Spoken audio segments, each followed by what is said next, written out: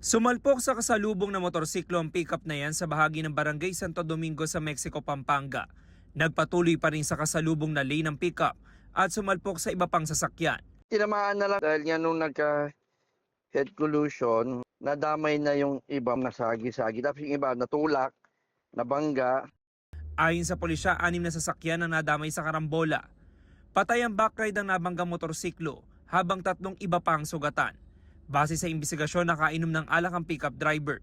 Based on record dito sa investigation report natin at may medical examination siya. Sa hospital, sinubject siya for clinical chemistry. Positive siya sa alcohol. Hawak ngayon ng pulisya ang pickup driver na naharap sa reklamong reckless imprudence resulting in homicide, multiple physical injuries at damage to property.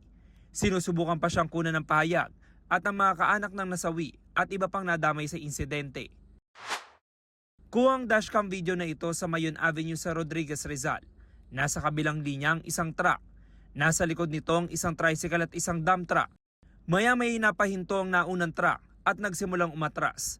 Tinamaan nito ang tricycle hanggang sa maipit ito sa pagitan ng 2 truck. Paliwanag ng truck driver sa mga pulis, nawalan siya ng preno sa paakyat na bahagi ng kalsada. Ang sabi niya, may paparating daw na sasakyan sa kanya.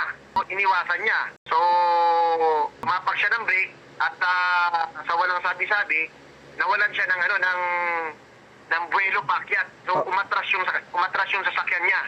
Sugatan ng tricycle driver habang ligtas ang kanyang pasahero. Nagkaayos na raw ang 3 panig kasunod ang insidente.